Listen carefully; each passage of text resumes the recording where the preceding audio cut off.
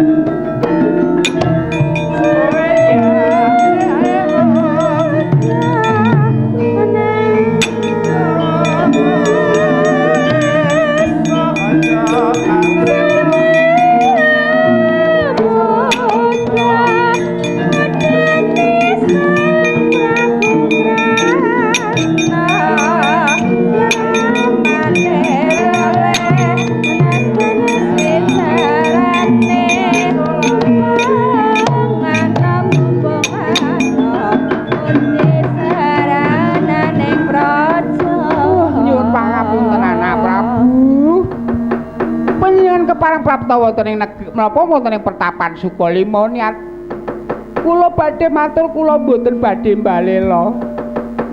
Kula mboten badhe mbalela, nggih. Kula nyuwun pangapunten sampun sawetawis wekdal mboten sowan wonten ing Astina anak Prabu. Paman Dura. Nun. Mboten kinten bilih negari Ngastina rekalenggan menika dipun obrak-abrik kalian para putra-putra Pandhawa ingkang dipun pandhegali dening Antasena. Lho. Ngastina dipun damel bosah-basah. Dipun obrak-abrik kalian para putra Pandhawa. Wah, keparat pancen. Lajeng kepeksa kula lumajar nyuwun pangayomanipun Paman Dura. kula aturi wonten ing pangeran. Sembrono ora? Kula wonten ing pangeran nggih. Iya.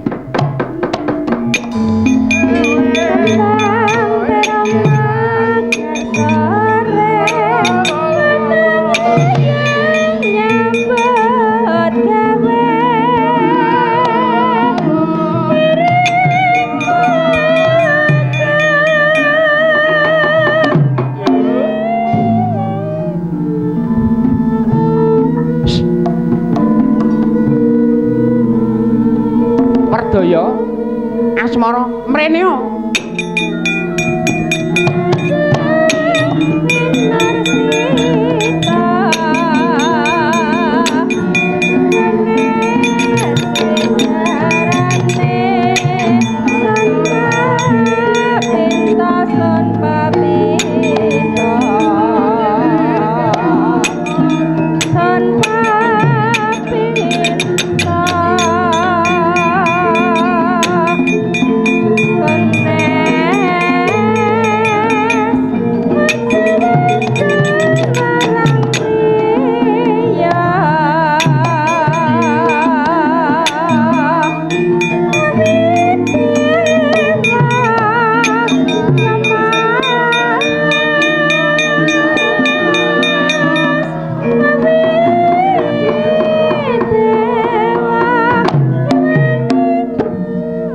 Wardaya lan asmara.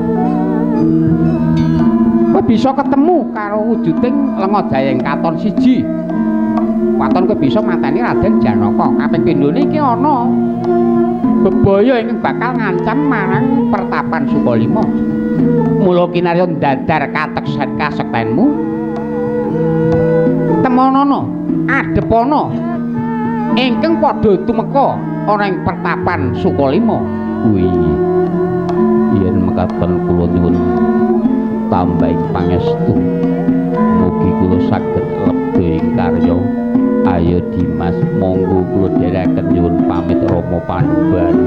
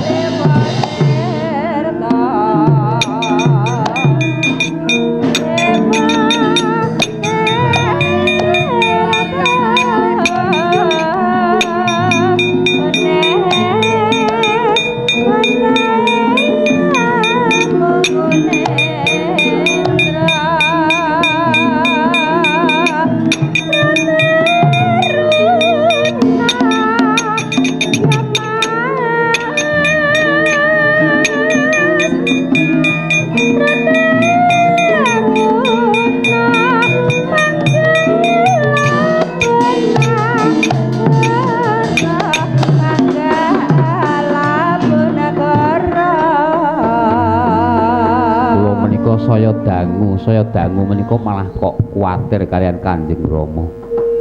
Nuwun sewu Rama panjenengan menika sampun sepuh lho. Mbok inggih nggayuh dhateng kautaman nengenaken keblating manembah mboten kok malah ndamel perkawis ingkang kirang prayoga.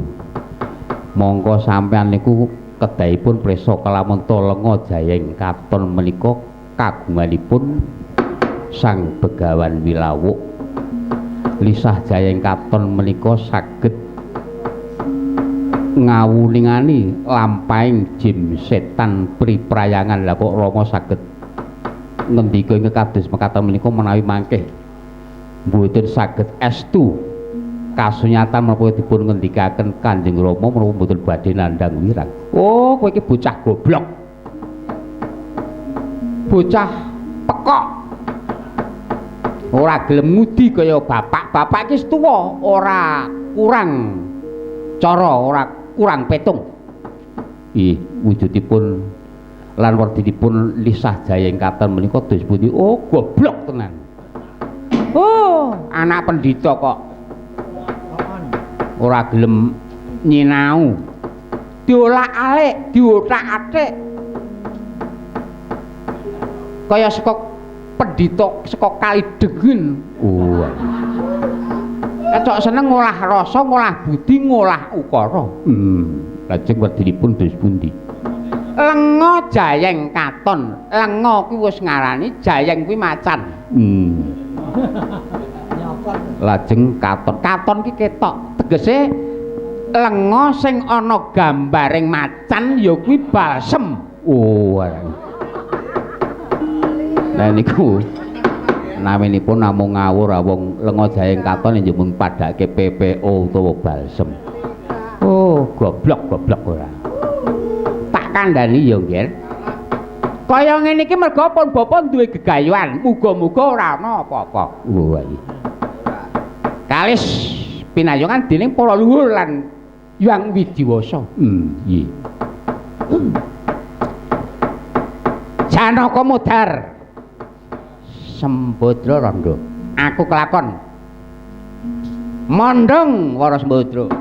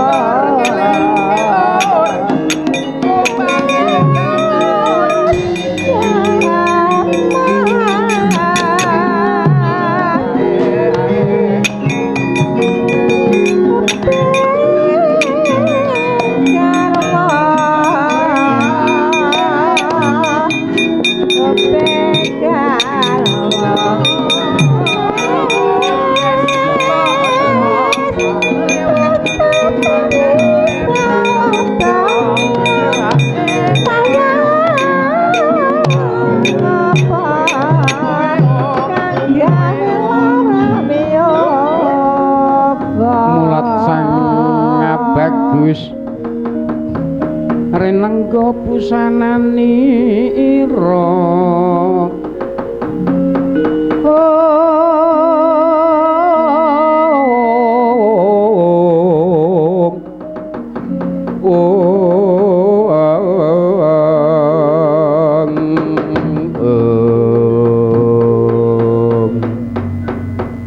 Kang Mas kula turemut Kang Mas kula aturi menggalih langkung rumiyin awit naminipun badhe manggihaken Suderma kaliyan Lisah Jayeng Katon kagunganipun yang Begawan Wilawuk. Lah kok Kang Mas lajeng pitados dhateng menapa ing dados pangandikanipun Pendhita Durna gek menika wau namung samudana.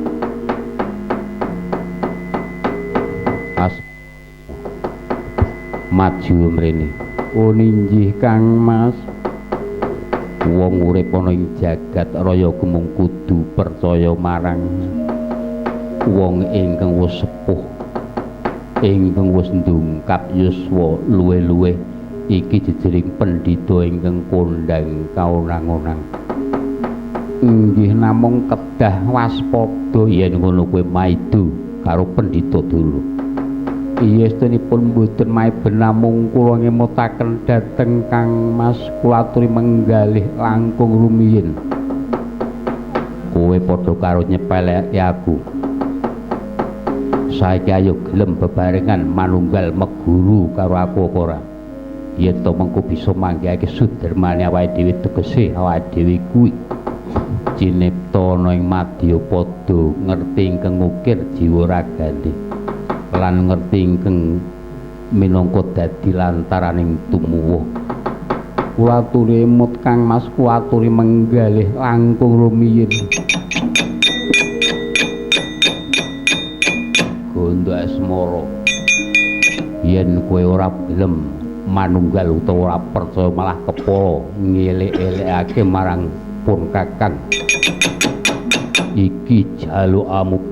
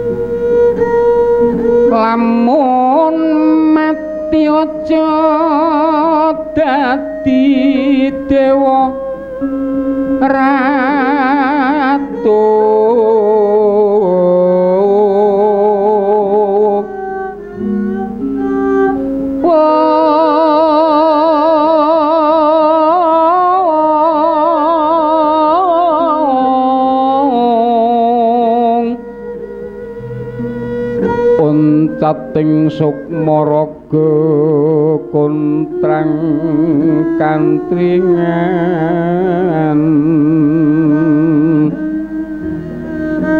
ilanging sukma dedencengan lir ganggang kulawan lumut manut ilining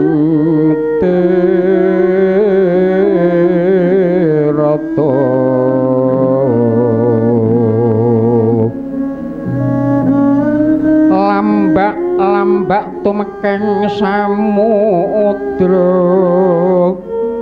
loyo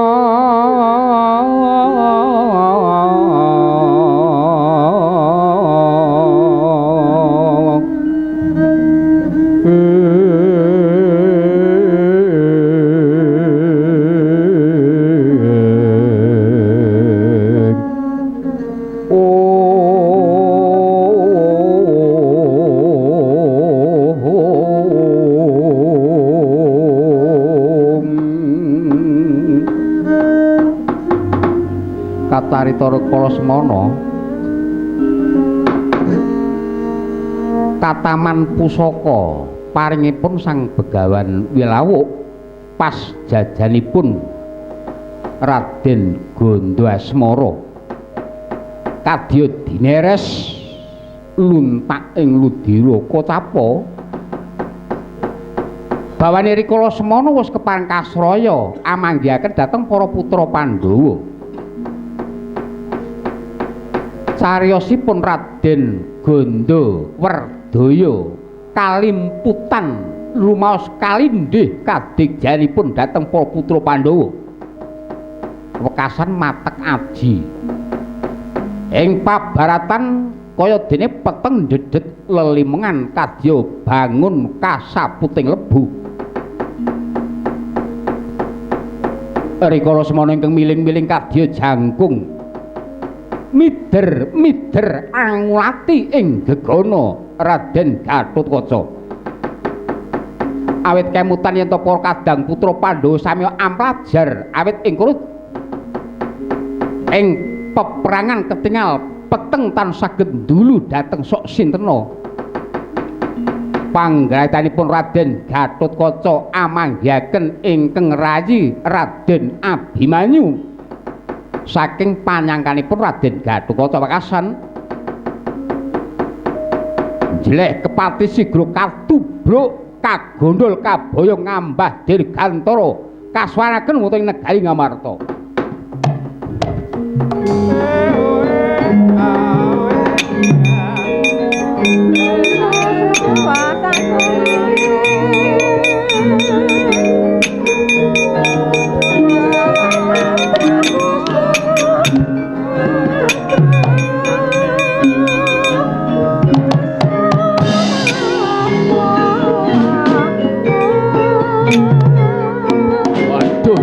Aduh.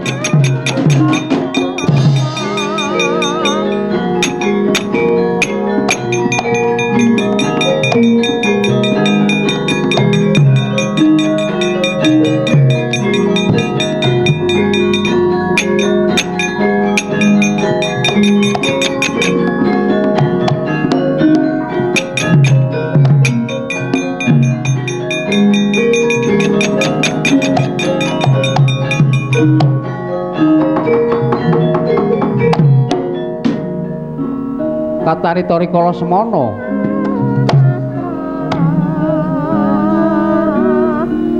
Ganda Werdaya rumaos cuwa penggalihipun awit wis kepareng tegel dhateng ingkang rayi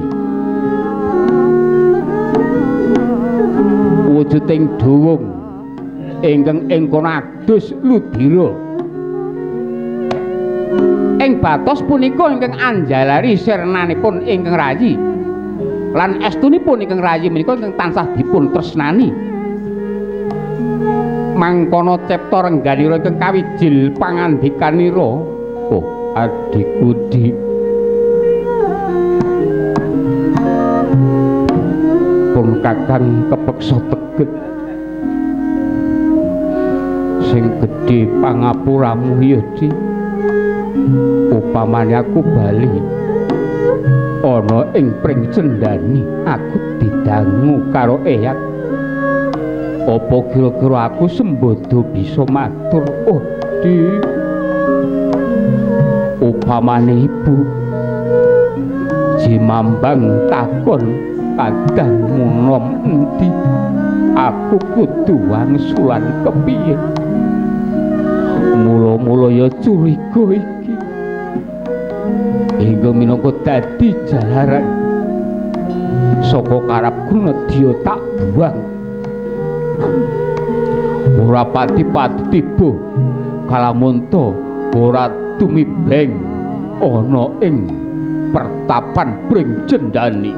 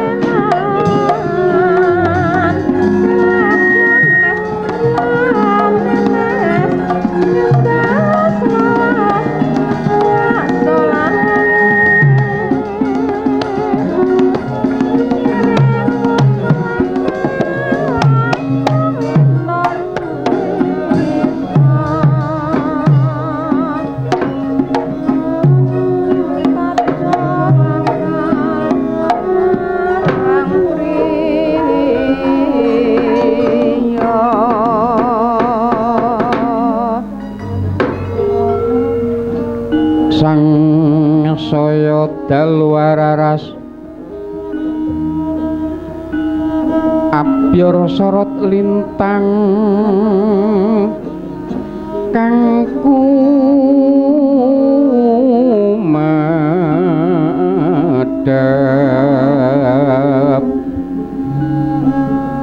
tete sonya madya raatri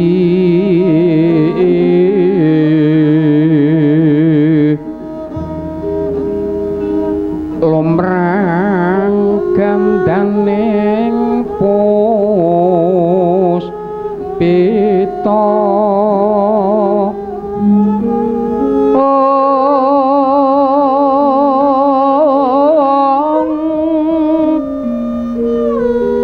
sang dwija warombreng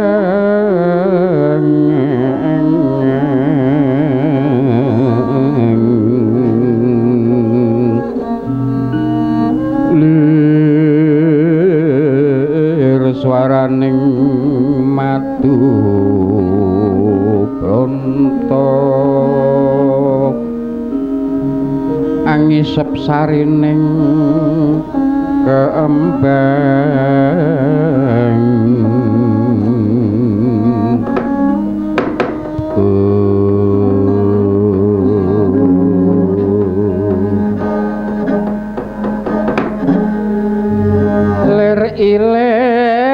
ler iler tandure wasumile kaido royo royo tak sanggup lan benanya oe oa bocah angan enek bimbing kuwi lunyu enek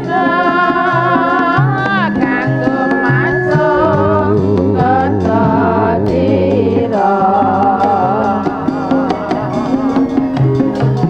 tata dira kumitir jahe pinggir samana lumana kanggo sepa lengko sore mumpung lendir kabulane mumpung jembar kalangane ya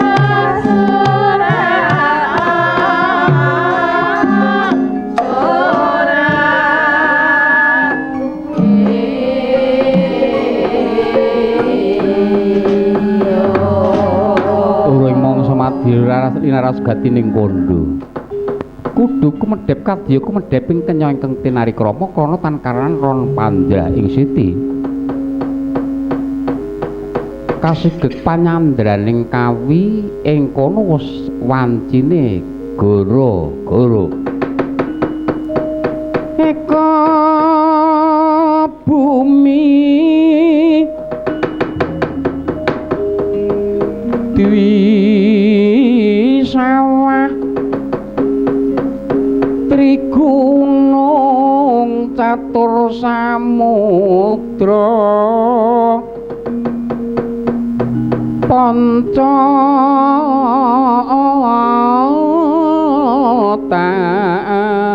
taru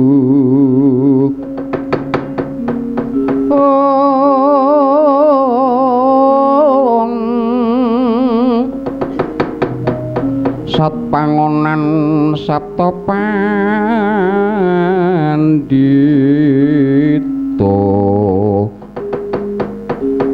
hasta tawang nawa dewa dasa ratu candraning goro-goro Negara. Tangise bumi lindhu dina kaping 7 tangise langit uban barat ramangsa klumpating palengkung teja mangkol kredit Hirwati gunung longsor tarung padha gunung. Kathah kayusul keprapal amblasah katemping latus sumuing sundul kayanganing para dewata. Kagiat para apsara-apsari widodara widodari kesama adri pati swara gumuruh lir swaraning wong kang gerah pating glereng pating jerit pating glothak. Kawah Candra Dimka kadya kinocak-kocak. Ompaking bali marcu kundha manik nganti kok bisa jomplang-jomplang kopat kapit petite sanghyang Halatobaka ngakak tutuke. Tan kuat nyangga perbawaning bumi. Ing kono sejatine sapa tambuh lan sapa ing weruh. Dumadining gara-gara ana ing alam gedhe iku arsa ganti alam. Muga kantun manggih suka basuki ayem tentrem gemah ripah loh jinawi. Dumadining gara-gara ing pakliran mangeti mijil ira ki Luras Marbadranaya lan almadyanipun sami gojek wonten ing ora alon ariri.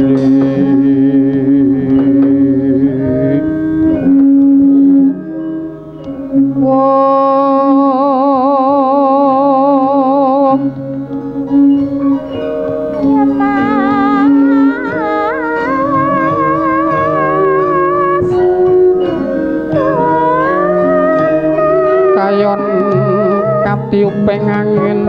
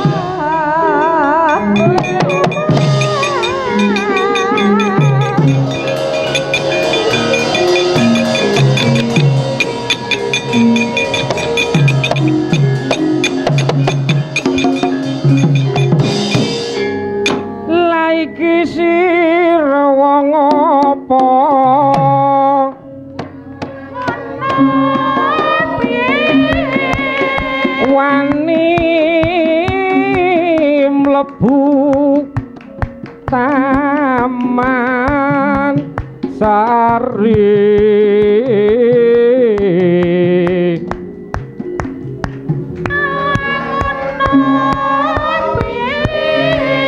rupamu prakoso seta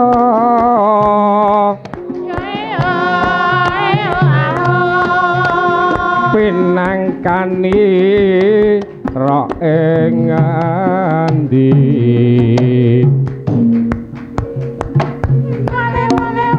jeneng katon kurang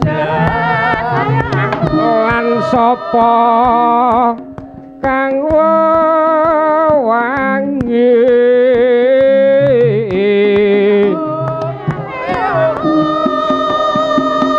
wis ngaku mumpung durung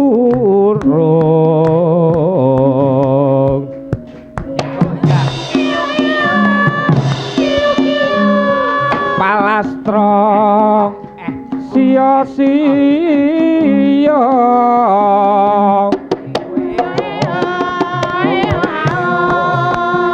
boyotanku lak pawarti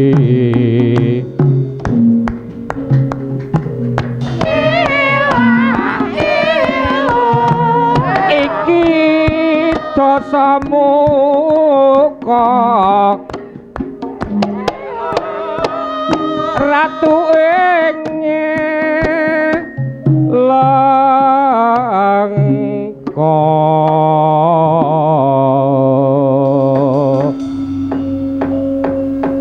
iso wangsulan ora kowe reng ayo isa kok ayo diwangsuli najan iso kang gareng wangsule reng men rame angger kanca-kanca mburi do melek ya rasah keras-keras saniki dutaning nata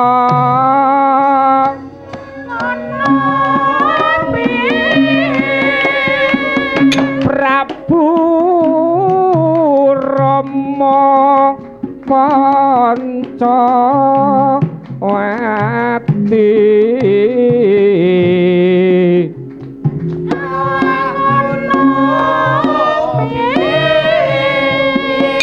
kekasih Bambang Senggono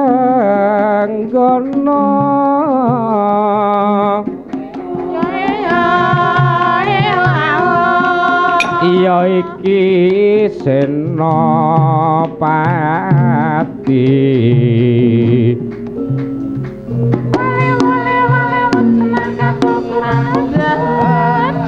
magang anyar awak mami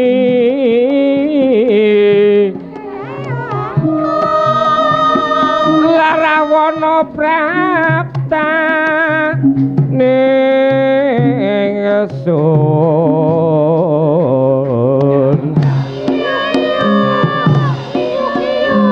Dinuta Rama Wijaya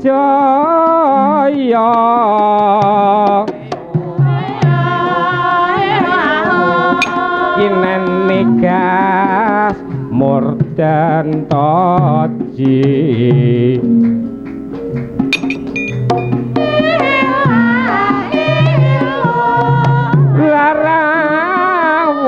Larawana awas nungkula ingsun bondo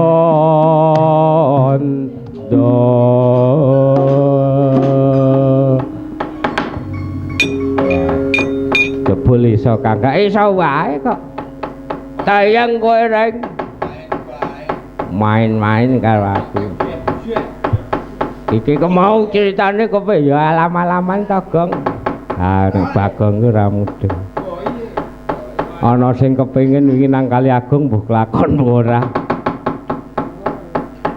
ora apa-apa sesuk nek wah wis seneng aku ae desa kumo seneng-seneng wae wis tong rasah dipikir mau le kepleset tok ora tak pikir kok aku karang kahanan aku lali ora ndedonga Ora apa-apa kaya ngono biasa.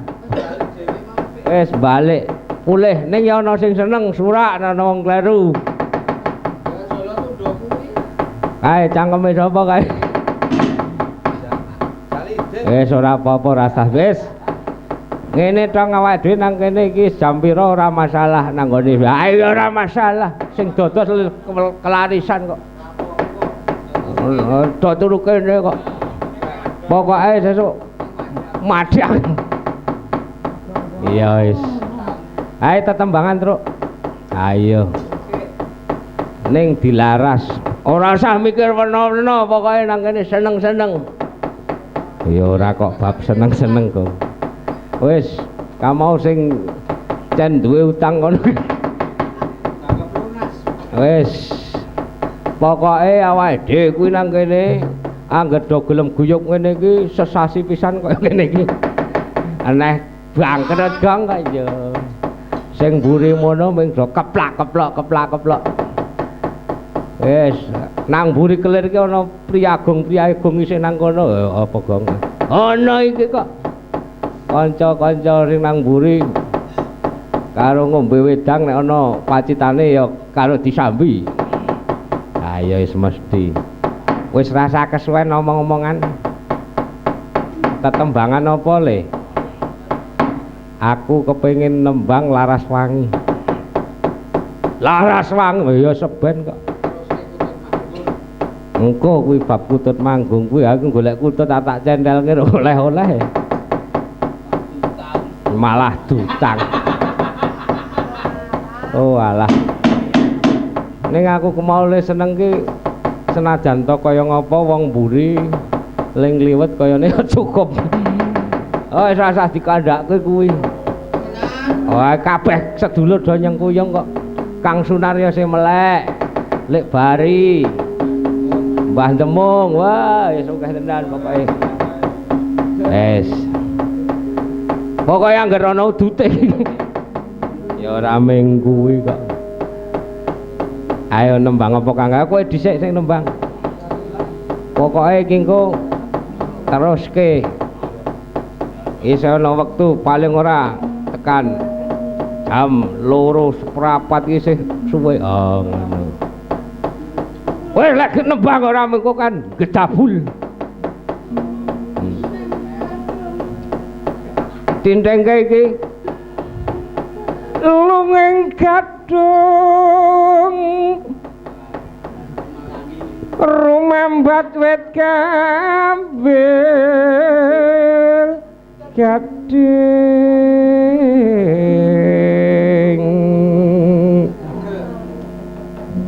gregel ana randha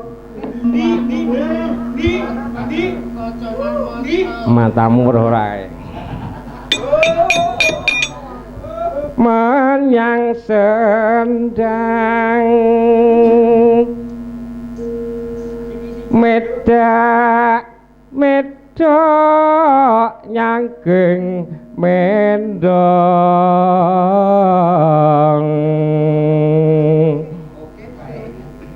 manuk podang amen cok ning papa gedang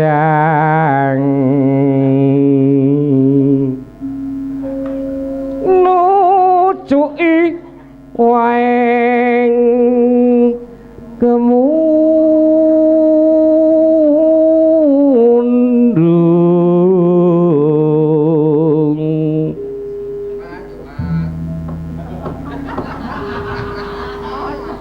rasah gambleh ora apa-apa kaya ora iso kok. Kiai Dudong ngumbah gadung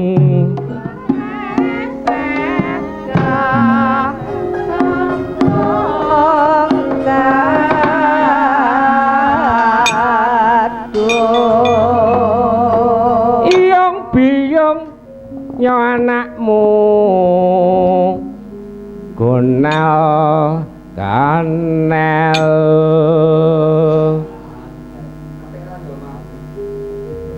Pak aku gemang dipondong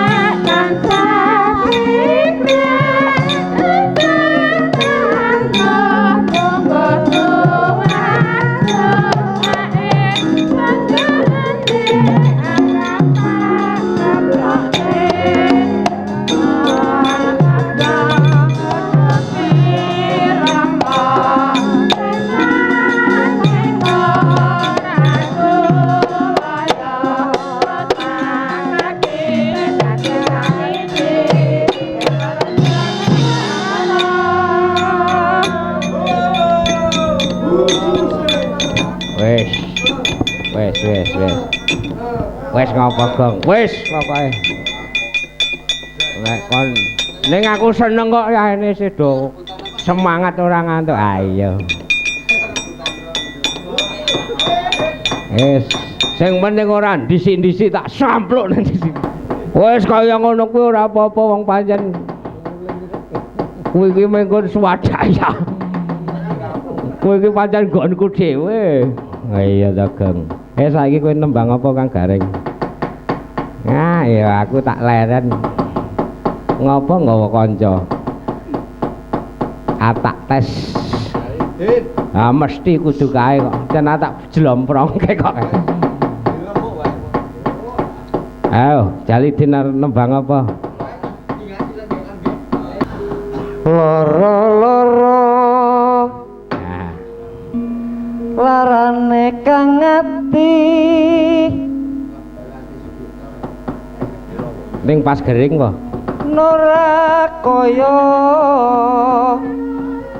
ora kaya ingong nah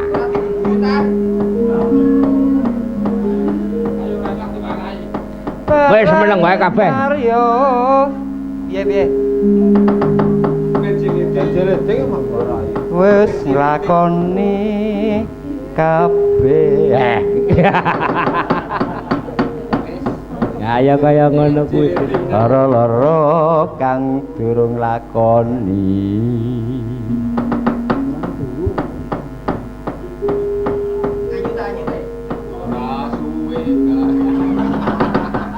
ayo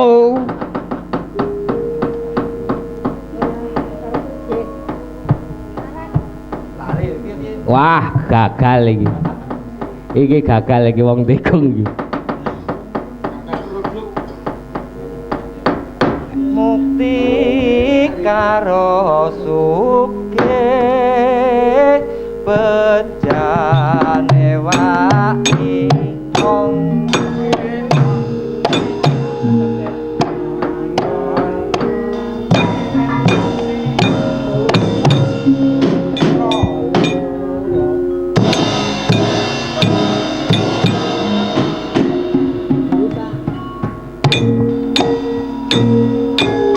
wis kono semaput tak kowe rek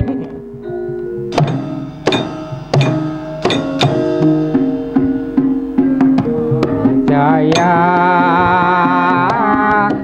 umpak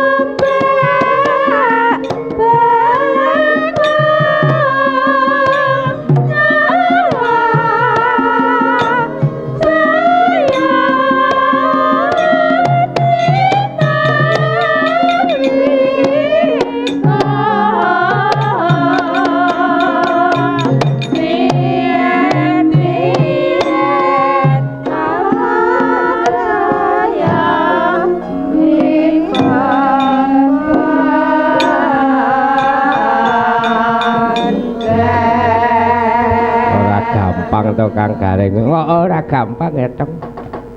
Mula kuwi kae malah sitere yang bubar.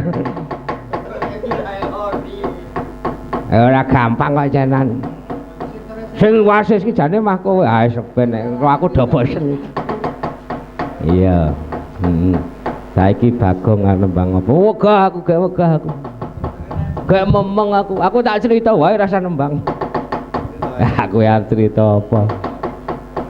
Ayo kadang warna-warna lelakone kanca-kanca mau. Oh. Nek ora ding arep tak critake. Ndak wonge nesu. Ah cerita apa ta, Gang? Wis meneng wae. Pokoke iki rahasia iki. Ramutu. Wis ora omong kae malah ngaku dhewe. Ora urus. Karang kabeh kok kepentingan. Wis aku njaluk sak tembangan kanggo nglipur para kadang sing melu lek-lekan iki. Ayo ibu warang gono ku ndak terus lak ngantuk. Ah nembang apa? Wacan wis ngantuk wah wis. Kok njur kaya ngono wis oman nyitok-nyitok kok njuk manuh. Kok njur tata-tata kaya ngono ku kepiye? Ayo iki ditembangke.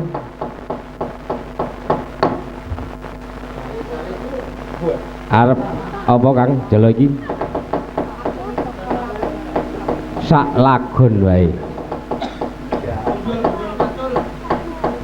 Lagu dolanan. Nah.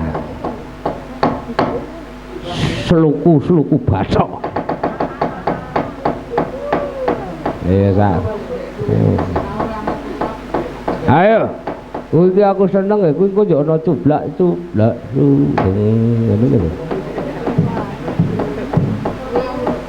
Buka apa kuwi?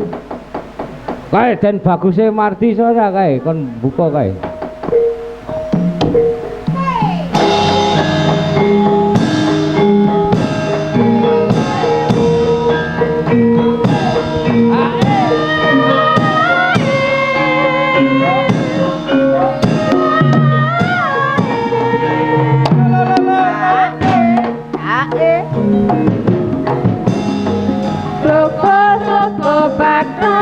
Baca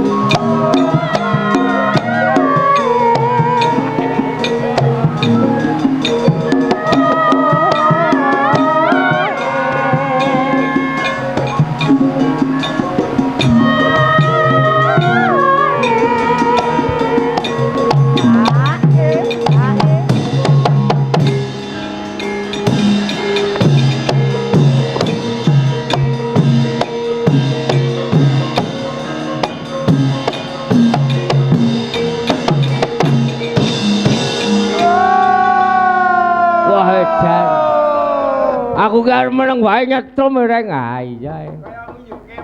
Yang ora sah dadi lho kok ora kok. Main domelek. Wah. Nyenengke ya tong iya.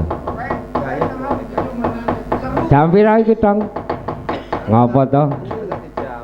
Ora sah ngat-ngetke jam. Pokoke awake dhewe nang kene ngenteni. Wah. Ning iki persiapan lho kan ana gunuk saka kono kae sapa kae? Sapa cakep? Kae kae bapak rene kae deleke bapak